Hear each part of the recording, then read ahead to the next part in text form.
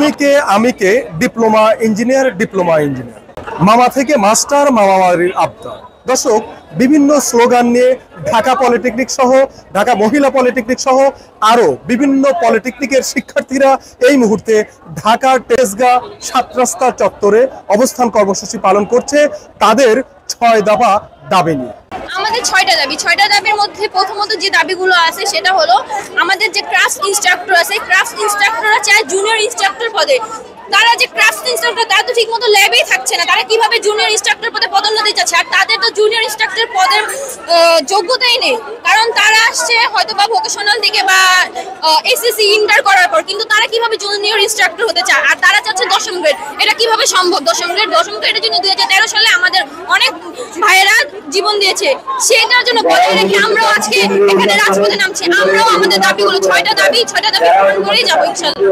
যতক্ষণ আমাদের দাবিগুলো না মানা হচ্ছে আমরা এখানে স্টে করবো। ফার্স্ট অফ অল আমরা কোনো কোঠা নিয়ে আমরা আন্দোলন করতে আসিনি, যেটা আমাদের পাওয়ার আমরা সেটাই চাচ্ছি। এটা কোনো অন্যায় হচ্ছে না।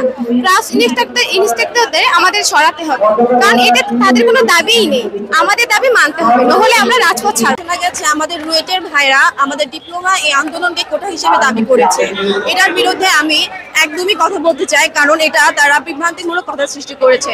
আমরা চাই আমার বড় ভাইরা, তারা আমাদের বড়, তারা আমাদের পাশে থাকুক, কারণ আমরা একটা যৌক্তিক দাবি নিয়ে এখানে রাজপথে নেমেছি। We want dignity, just we want dignity, we deserve dignity, we deserve discrimination. আমাদের দাবি হলো মূলত 6 দফা। তার মধ্যে আমরা আপনারা জানেন যে আমরা বিগত বছরের 9 সেপ্টেম্বরে আমরা এই স্থানে কিন্তু অবস্থান করতেছিলাম, কিন্তু এখন পর্যন্ত আমাদের দাবি কিন্তু মানা হয়নি। আমাদের 6 দাবি যতদিন পর্যন্ত না মানে আমরা কঠোর কর্মসূচি পালিত থাকবোই, যতদিন পর্যন্ত প্রশাসনে বর্তমান প্রশাসন যে ইউনুস সাহেব আমাদের দাবি যতদিন পর্যন্ত না মানে ততদিন পর্যন্ত আমরা এখানে অবস্থান করবো।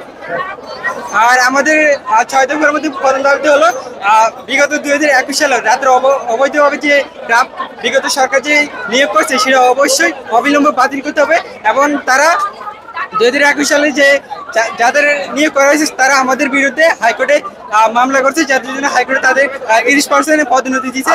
অবশ্যই সেটা মানতে হবে, বাতিল করতে হবে।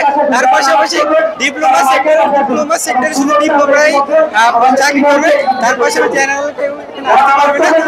আবার ডিপ্লোমাদের জন্য উন্নত শিক্ষার জন্য যে 4টি কলেজ আছে তা অবশ্যই ডুয়েটের আওতাভুক্ত আনতে হবে, এবং ডিপ্লোমাদের জন্য উন্নত মানের একটি স্বতন্ত্র বিশ্ববিদ্যালয় করতে হবে।